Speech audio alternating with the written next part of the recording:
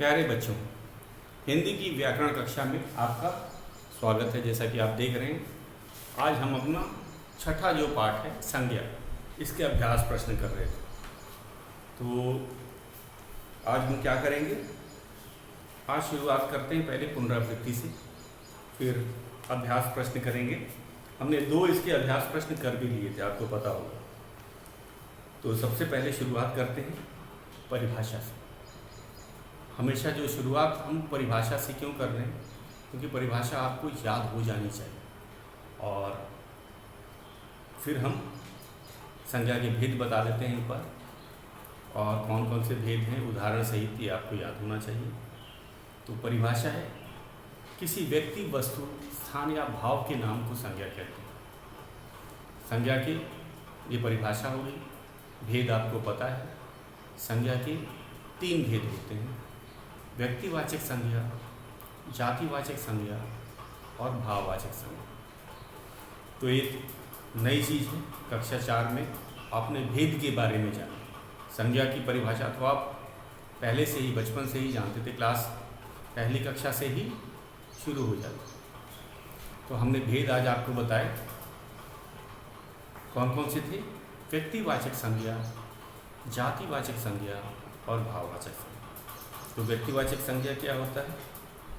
किसी विशेष व्यक्ति, विशेष स्थान और विशेष वस्तु के नाम को व्यक्तिवाचक संज्ञा कहा जाता है। उदाहरण: बाइबल, वाराणसी, लखनऊ, यमुना, नर्मदा, हिमालय। तो ये सब व्यक्तिवाचक संज्ञा की है। केवल नाम नहीं, नाम के अलावा भी आता है। रवि, मोहन, नाम के अलावा भी नदियों का नाम, खास नदी का नाम, जैसे यमुना हमने बताई, नर्मदा बताई, खास पर्वत का नाम हिमालय, वे सब व्यक्तिवाचक संज्ञा में ही आएगा। अब आ जाते हैं जातिवाचक संज्ञा। जातिवाचक संज्ञा में क्या आएगा? ऐसे शब्द जिनसे किसी एक जाति के समस्त वस्तुओं का बोध हो। संज्ञा होता है शब्द, तो ऐसे शब्द जिससे एक वस्तु, एक संपूर्ण जाति का बोध होता है।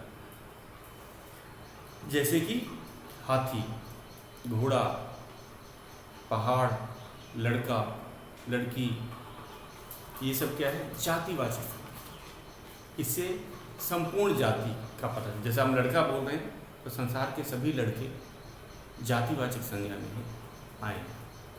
और तीसरा और अंतिम हमारा है भाववाचक संज्ञा। भाववाचक संज्ञा, जो शब्द किसी गुण, दोष, स्वभाव या अवस्था को प्रकट करते हैं, उन्हें हम भाववाचक संज्ञा को कहते हैं। तो गुण, दोष, गुण जैसे क्या हो गया? ईमानदारी। दोष क्या हो गया? कायरता। स्वभाव, मिठास। अवस्था, बचपन आदि। तो ये थे उदाहरण। हमने कल किए थे बच्चों, हमने किए थे कल अभ्यास प्रश्न किए थे। पहले 2 अभ्यास प्रश्न किए थे। पहला क्या हमने किया था? संज्ञा शब्द की पहचान की थी। जो हमारा पहला अभ्यास प्रश्न है, पेज 22 पे हमने की थी संज्ञा शब्दों की पहचान। वाक्य दिया गया था, उसमें से संज्ञा, तीनों संज्ञा की बात की। जब हम संज्ञा बोलते हैं तो व्यक्तिवाचक हो, जातिवाचक हो, भाववाचक। हमें संज्ञा शब्द है तो संज्ञा की पहचान करनी थी, नीचे लाइन खींच कर। दूसरा था उदाहरण, हमें पता होना चाहिए, क्योंकि हमने 4ठी कक्षा में भेद पहली बार पढ़े थे, तो इनका उदाहरण भी हमें पता होना चाहिए। तो हमने जातिवाचक, व्यक्तिवाचक और भाववाचक संज्ञा के 2 उदाहरण लिखे थे, आपको याद आ गया होगा। आज हम करेंगे अपना तीसरा प्रश्न। तीसरा प्रश्न है हमारा, इसके अंदर सभी संज्ञा शब्द मिले हुए। कौन कौन से? तीनों प्रकार के। कौन कौन से प्रकार हैं? व्यक्तिवाचक, जातिवाचक और भाववाचक। ये संज्ञा शब्द आपस में मिले हुए हैं और हम इन्हें अलग अलग करके छांट करके अलग अलग टोकरियों में डाल देंगे। तो ये आज हमारा तीसरा प्रश्न हमें करना है। तो हमें शुरुआत करेंगे। देखो ये पाठ है संज्ञा का अभ्यास प्रश्न का तीसरा प्रश्न है। निम्नलिखित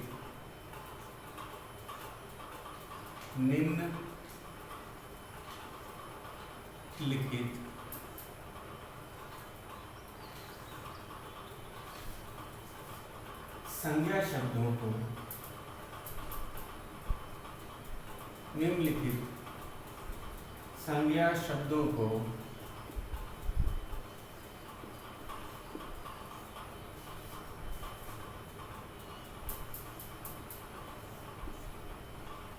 उचित टोकरी में पहुंचाओ।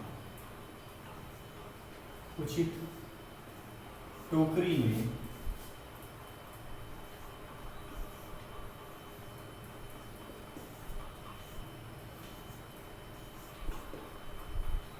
पहुंचाओ।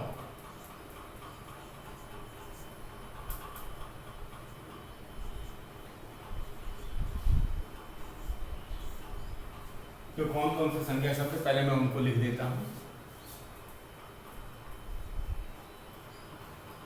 सावित्री, इनको लिख लेते हैं। मेहनत,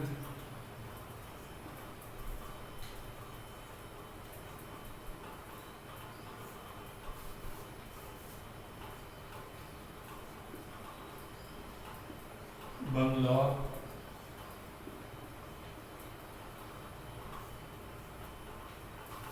मेज,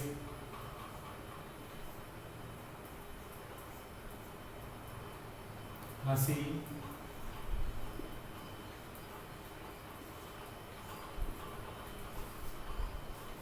बुढ़ापा,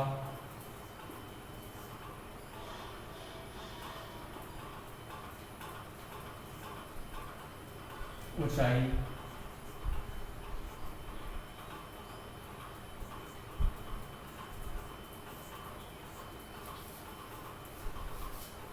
कश्मीर,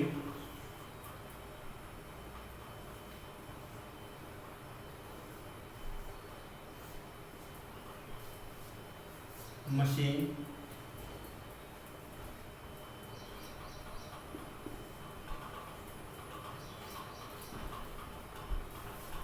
ताजमहल,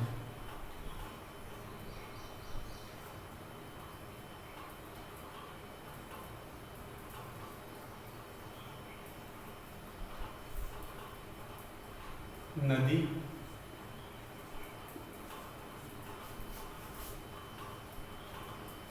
गाय।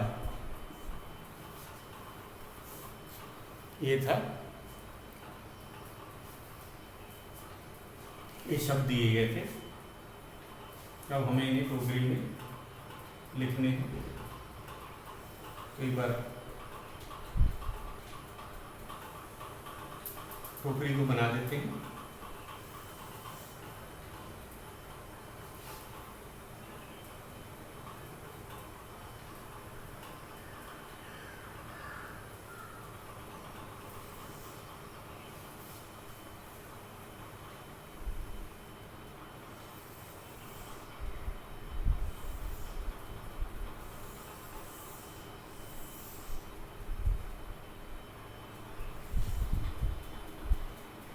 तो टोकरी में पहली वाली जो टोकरी है ये आएगा, इसमें व्यक्तिवाचक संज्ञा। पहली जो टोकरी हम उसमें लिखेंगे व्यक्तिवाचक संज्ञा।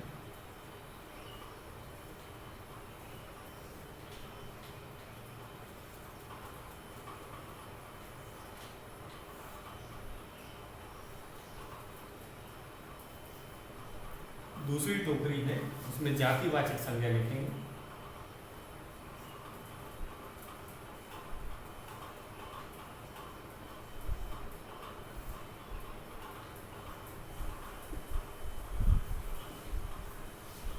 और तीसरी जो टोकरी है तो इसमें भाववाचक संज्ञा आपको पता है ये 3 भेद हैं। भाववाचक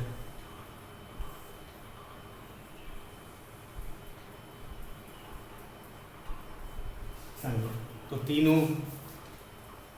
हम लोग तीनों जो भेद हैं संज्ञा के, इनको छांट करके अलग अलग टोकरी में लिखना है। तो एक एक करके शुरुआत करते हैं। किससे शुरुआत करेंगे? सबसे पहले करेंगे पहले वाले शब्द से। एक तरफ से करेंगे सावित्री। सावित्री नाम है, हमें पता है, तो सावित्री व्यक्तिवाचक बनेगा। कारण क्या है? नाम है। किसका? किसी लड़की या महिला का नाम होगा। सावित्री। दूसरा है मेहनत। मेहनत भाववाचक संज्ञा है, इसको भी हम टिक करते हैं, साथ साथ इधर लिखते भी हैं। मेहनत। अगला है बंगलौर, स्थान का नाम है, तो व्यक्तिवाचक संज्ञा।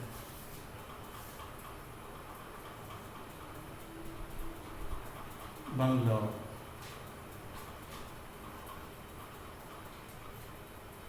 उसके बाद मेज। मेज है जातिवाचक, तो मेज। हंसी, ये भाव है।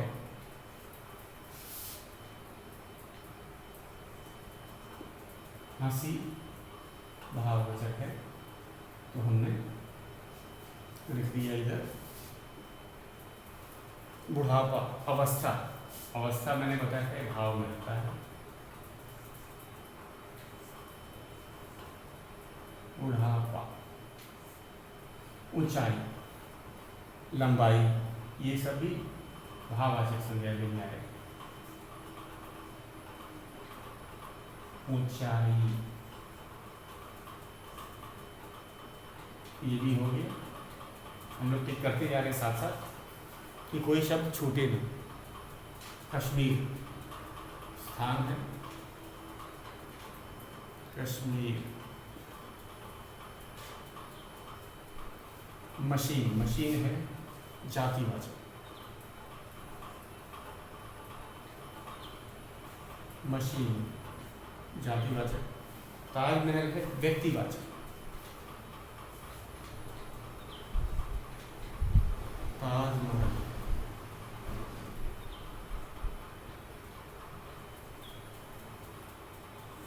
ताजमहल हो गया व्यक्तिवाचक, हमने इसको भी टिक कर दिया। नदी, नदी है जातिवाचक।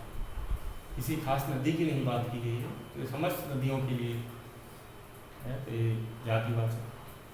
और गाय भी जातिवाचक, क्योंकि समस्त गाय जाति का बोध करवाती है। जब हम गाय बोलते हैं तो समस्त संसार की सभी गाय के लिए हम प्रयोग कर रहे हैं, समस्त गाय जाति के लिए प्रयोग कर रहे हैं, इसीलिए ये जातिवाचक संज्ञा है। अब चलते हैं, ये बहुत आसान था हमारा ये।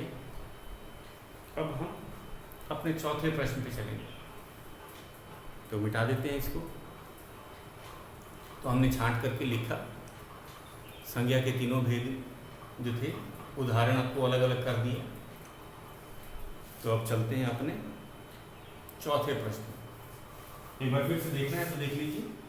व्यक्तिवाचक संज्ञा में सावित्री, बंगलौर, कश्मीर, ताजमहल। जातिवाचक संज्ञा में हमने लिखा मेज, मशीन, नदी, गाय। भाववाचक संज्ञा में हमने लिखा मेहनत, हंसी, बुढ़ापा, ऊंचाई। अब चलते हैं अपने चौथे प्रश्न। ये बहुत आसान है।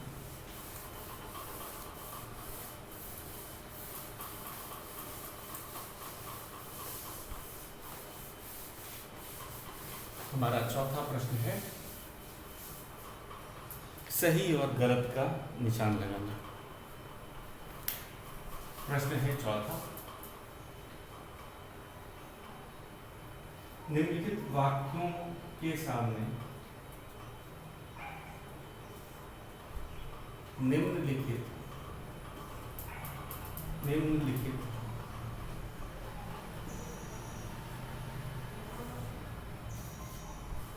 वाक्यों के सामने,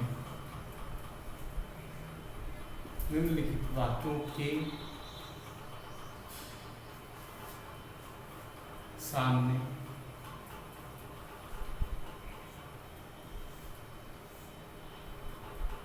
सही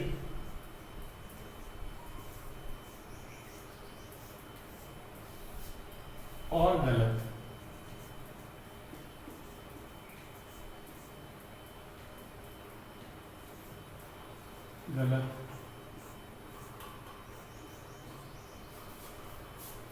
का निशान लगाओ,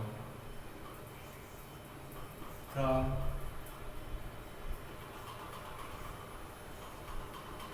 निशान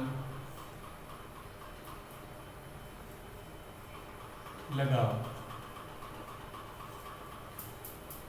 तो इसमें वाक्य दिए गए हैं और हम इसमें सही और गलत का निशान लगाएंगे।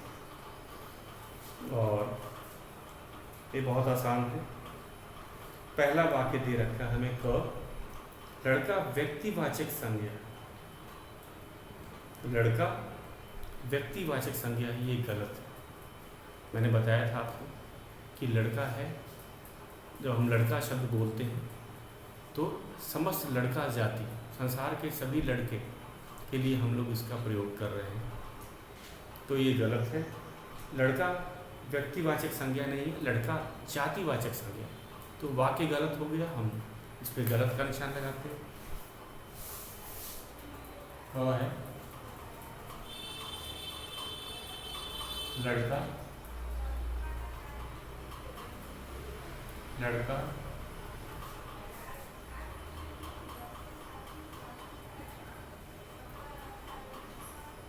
लड़का व्यक्तिवाचक, लड़का व्यक्तिवाचक संज्ञा है।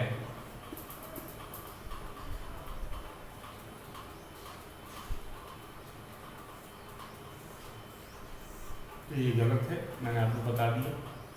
क्यों गलत है, कारण भी बता दिया कि लड़का तो जातिवाचक संज्ञा है, व्यक्तिवाचक संज्ञा तो किसी खास के लिए ही प्रयोग किया जाता है, चाहे खास व्यक्ति, वस्तु, स्थान हो।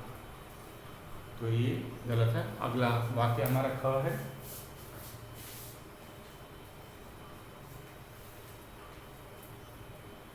संज्ञा के 3 भेद होते हैं, सही कहा है।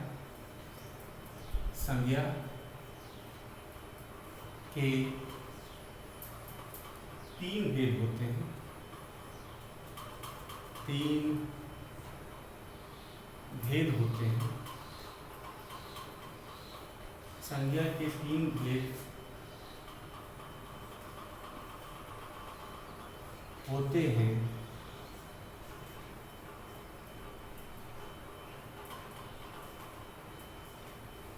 एकदम सही है। कौन कौन से भेद होते हैं संज्ञा के? व्यक्तिवाचक संज्ञा, जातिवाचक संज्ञा और भाववाचक। तो ये सही वाक्य सही है, संज्ञा के 3 भेद होते हैं। ग है तीसरा वाक्य। ताजमहल भाववाचक संज्ञा का उदाहरण है। ताजमहल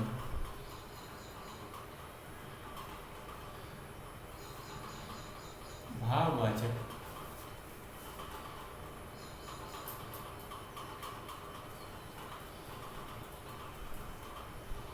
ताजमहल भाववाचक संज्ञा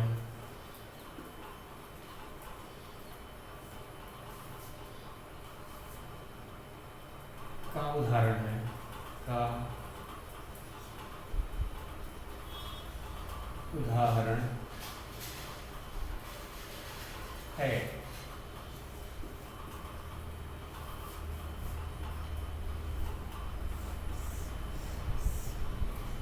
ये गलत है।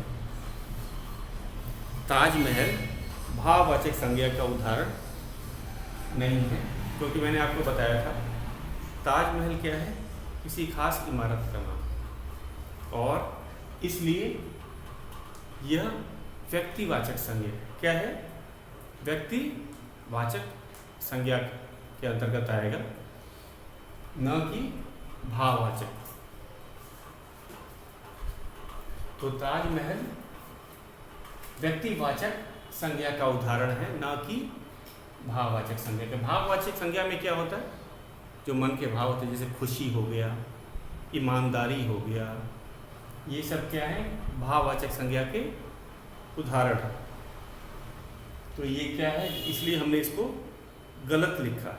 गलत लिखने का क्या कारण है, यह भाववाचक संज्ञा का उदाहरण नहीं। हम अपने अगले वाक्य पे चलते हैं। घ, हमारा घ है,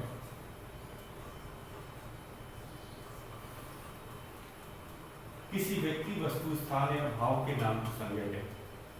एकदम सही है, इस तो संज्ञा की परिभाषा ही है, किसी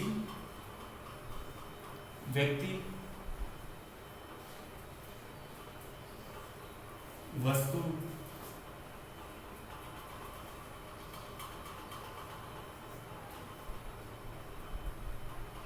स्थान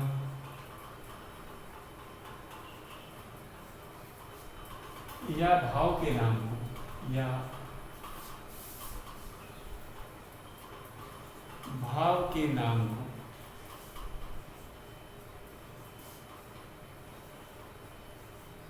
संज्ञा कहते हैं।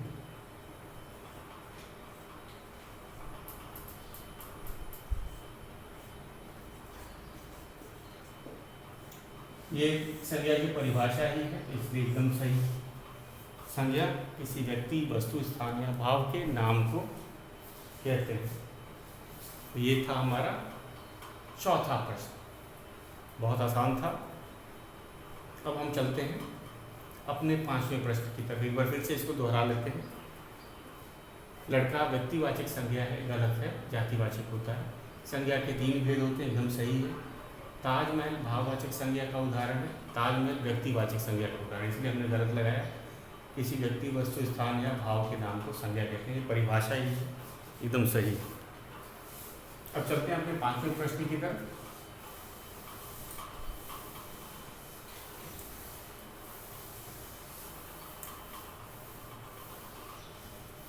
हमारा 5वां प्रश्न है, भाववाचक संज्ञा बनाओ।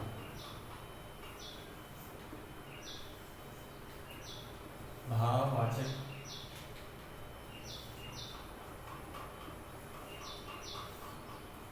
संज्ञा, भाववाचक संज्ञा बनाओ।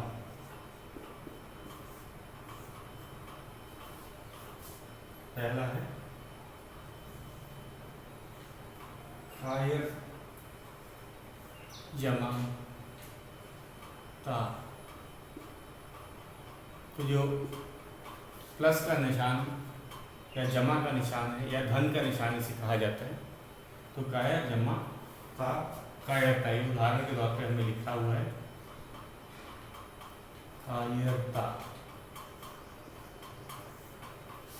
ये भाववाचक है, कायरता क्या है, भाववाचक संज्ञा बन रहा है। हम लोगों को मिला करके भाववाचक संज्ञा बनाना। तो ये उदाहरण दे रखा था, सुंदर जमा सा। इसे जमा बोलते हैं या धन भी बोला जाता है हिंदी में। तो सुंदर, सुंदर जमा ता, सुंदरता, ये भाववाचक संज्ञा है, सुंदरता।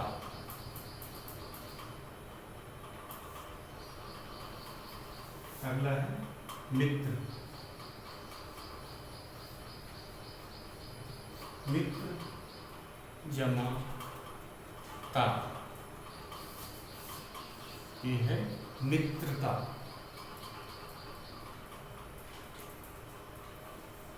मित्रता,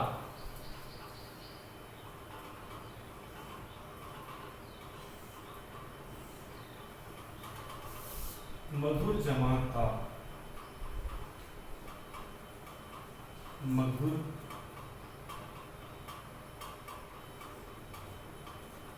जमा ता, ये बना मधुरता। मधुरता।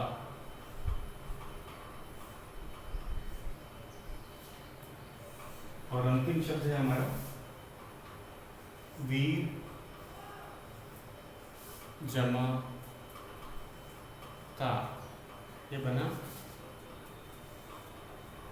वीरता।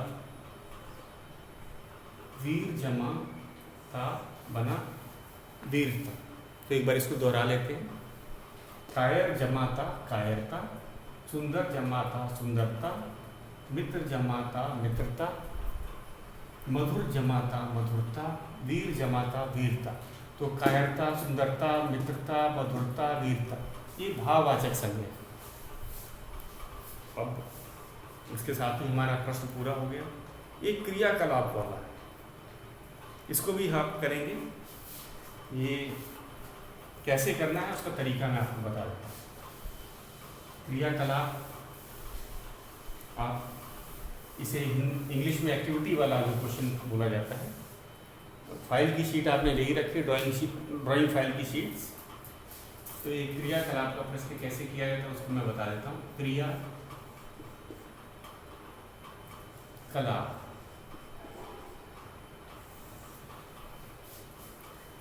प्रश्न 3 के आधार पर व्यक्तिवाचक, जातिवाचक, भाववाचक संज्ञा के दो उदाहरण लिखने हैं और चित्र चिपकाने हैं। जैसे कि मैंने लिखा हो गया व्यक्तिवाचक संज्ञा,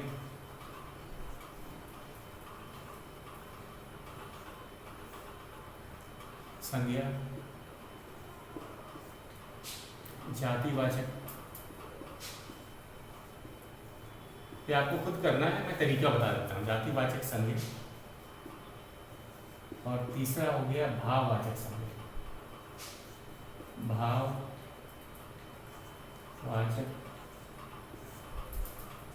संज्ञा, इसमें उदाहरण लिखना है। जैसे आपने दो